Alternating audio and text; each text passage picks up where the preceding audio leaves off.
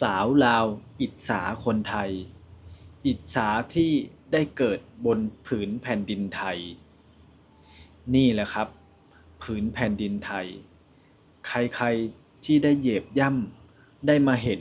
ได้มาเรียนรู้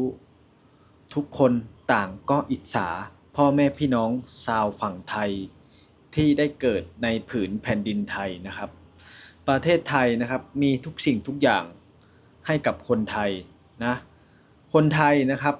มีบุญวาสนามากที่ได้เกิดในผืนแผ่นดินไทยนะครับประเทศไทยนะครับมีการช่วยเหลือซึ่งกันและกันและก็มีสวัสดิการต่างๆนานาให้กับประชาชน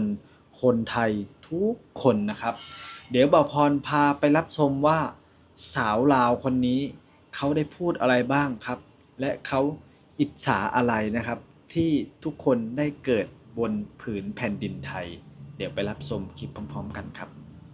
สบายดีเนาะสบายดีทั้งคนไทยและกับคนลาวนำกันมื้อนี้สิมาเว้าเรื่องความอิจฉาเด้ออันนี้อิจฉาแฮงอิจฉาแฮงเพราะว่าอยู่ลาวมันบ่มี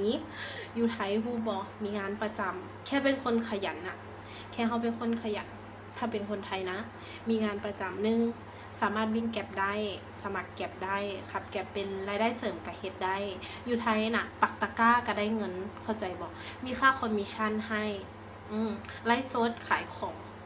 มันมีหลายทางแฮงแมน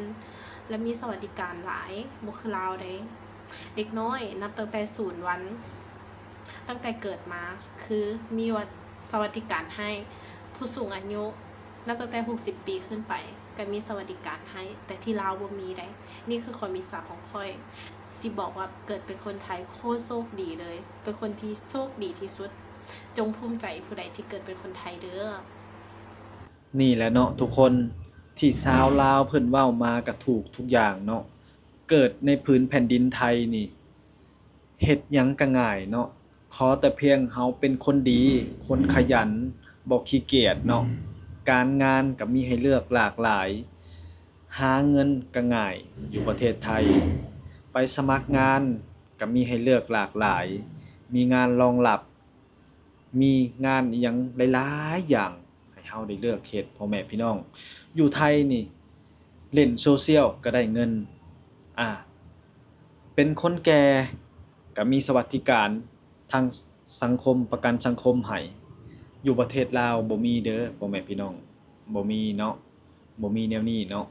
แต่ว่าอยู่ประเทศไทยนี่มีให้กับประชาชนทุกอย่างเลยเนาะส่วนตัวบ่พรเองบ่พรก็อิจฉาได้ เนาะเฮ็ดงานอยู่ไทยเนาะขนาดเฮาเป็นต่างด้าวเขามาขายแรงงานเนาะค่าแรงขั้นต่ำยังวันละ300-400แล้วพ่อแม่พี่น้องอืมถ้าเป็นคนไทยนี่ถ้าเฮาบ่เลิกงานถ้าเฮาขยันแฮงสิได้ดีเนาะแต่ว่าหันกลับไปมองประเทศตัวเองบัดนี้เฮ็ดเก่งส่ำใดก็ยากเนาะเพราะเงินเดือนขั้นต่ำแค่ล้านกว่าเป็นเงินไทยก็ประมาณ 2,000พ่อแม่พี่น้อง อ่าหาเงินอยู่ประเทศลาวนี่ยากได้หาเงินอยู่ประเทศไทยเล่นโซเชียลก็ได้เล่นแอปต่อปักตะกร้าก็ได้เงินเล่นเฟซบุ๊กก็ได้เงินเล่นยูทูบก็ได้เงินเฮ็ดอิหยังทุกสิ่งทุกอย่างอยู่ประเทศไทยนี่เป็นเงินหมดนี่แหละคือประเทศไทยประเทศที่ทุกคนใฝ่ฝันอยากเข้ามาอยู่อยากเข้ามาพักอาศัยพ่อแม่พี่น้องประเทศต่างๆนานาในอาเซียนนี่บ่มีประเทศใดดีเท่าประเทศไทยเท่าที่บ่พรรู้แล้วก็ศึกษามาประเทศไทยนี่อุดมสมบูรณ์ทุกสิ่งทุกอย่างมีเพียบพร้อมหมดสถานที่ท่องเที่ยวต่างๆนานาอาหารการกินครบเพียบพร้อมเนาะ ถ้าอยู่ประเทศอื่นนี่ยากพ่อแม่พี่น้องยากบ่ดีคือประเทศไทยเว้าโลดอ่าการหาเงินหาทองก็คือกันอยู่ประเทศไทยนี่มีงานรองรับให้ประชาชนพลเมืองชาวไทยสามารถเลิกเฮ็ดเลิกทำได้เนาะขอเพียงแต่เฮาบ่ขี้เกียจแค่นั้นแหละเว้าง่ายๆเลยเป็นประชาชนคนไทยนี่สะดวกสบายเนาะผู้คนก็ใจดี สมัครงานอยู่ไสก็เลือกเอาถ้าเป็นคนไทยเนาะแต่ว่าถ้าเข้าไปแล้วเฮ็ดได้หรือบ่เฮ็ดได้นั่นอยู่ที่ความตั้งใจของเราขอเพียงแต่เราตั้งใจ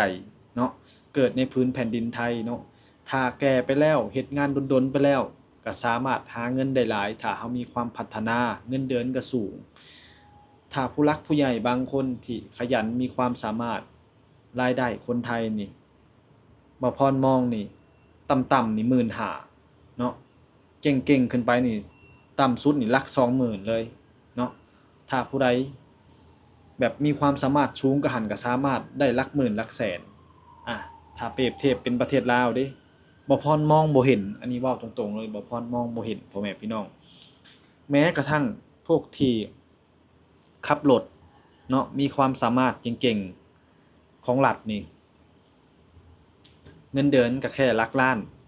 แต่คนเหล่านี้หาเงินได้ย้อนบางคนนี่แอบเอาน้ำมันขายอันนี้ก็บ่ได้เว้าใส่ร้ายเขาเจ้าซึ่งบ่พรเห็นแล้วเนาะซึ่งถ้าเปรียบเทียบเงินเดือนอยู่ไทยเนาะมันแตกต่างกันปานฟ้ากับดินพ่อแม่พี่น้องนั่นแหละชาวลาวเพิ่นจึงอิจฉาคนไทยที่ได้เกิดบนแผ่นดินไทยเนาะถ้าคนลาวมาเห็นเว้าไปสิก็สิไปผิดใจเขาเจ้าอีกเพราะว่าเขาเจ้าสิหาว่าขายชาติเนาะขายประเทศพ่อแม่พี่น้องถ้าเว้าแล้วบ่พรก็เว้าตามความจริงเนาะบ่พรบ่ได้จะยุกยอปูปั้นก็คือเว้าตามที่เราเห็นตามที่เรารู้มาว่าประเทศไทยนี่มันดีอุดมสมบูรณ์เนาะทุกสิ่งทุกอย่างพร้อมเพรียงเนาะมีให้เบิดเนาะขอเพียงแต่เราตั้งอกตั้งใจเนาะบ่ต้องย้านลำบากอยู่ประเทศไทยการงานก็บ่ต้องย้านตกงานบ่มีคำว่าตกงานเว้าเลยอยู่ประเทศไทยถ้าเจ้าขยันมีความขยันหมั่นเพียรเนาะมีความรับผิดชอบต่อหน้าที่บ่เป็นคนขี้เกียจอยู่ประเทศไทยบ่มีความว่ายากจนบ่มีความว่าอดหิวเนาะนี่แหละพ่อแม่พี่น้องทุกคนเนาะบ่ว่าจะเป็นคนลาวทุกคนที่ได้เข้ามาเห็นประเทศไทยบ่มีไผสิบ่ตกใจเนาะบ่าวพรเองก็ยังตกใจบ่าวพรบ่เคยเห็นนะว่าตรงๆเซเว่นเนี่ยบ่าวพรบ่เคยเห็นอยู่ประเทศลาวเนาะคนลาวสิมาเว้าบ่าวพรบ้านนอกบ้านนอกแบบนั้นแบบซี่ก็อย่าเพราะเป็นหยังเซเว่นอยู่ประเทศลาวเว้าง่ายๆจังหวัดกรุงเทพสมมุติเจ้าอยู่กรุงเทพเนาะ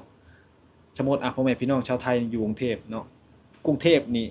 อยู่จังหวัดหนึ่งมันมีแค่เซเว่นเดียวเนาะเฮาเป็นคนธรรมดาบ่ได้มีเป็นคนรวยบ่ได้มีเงินมีหยังสิมีโอกาสได้ไปเห็นเซเว่นมันก็ยากแม่นบ่แต่มาเห็นอยู่ไทยมีทุกชิดทุกซอยเนาะทุกสถานที่หน้าหมู่บ้านหน้าโรงเรียนต้องมีเซเว่นนี่คือมันบ่งบอกถึงความเจริญและทรัพยากรของประเทศไทยนี่มันมีพร้อมเพรียงเนาะอาหารการกินมีทุกสิ่งทุกอย่างนี่แหละประเทศไทยเนาะทุกคนนี่อิจฉาพ่อแม่พี่น้องชาวไทยที่ได้เกิดบนแผ่นดินไทยเกิดบนแผ่นดินที่มีพระมหากษัตริย์อันเป็นที่รักของประชาชนคนไทย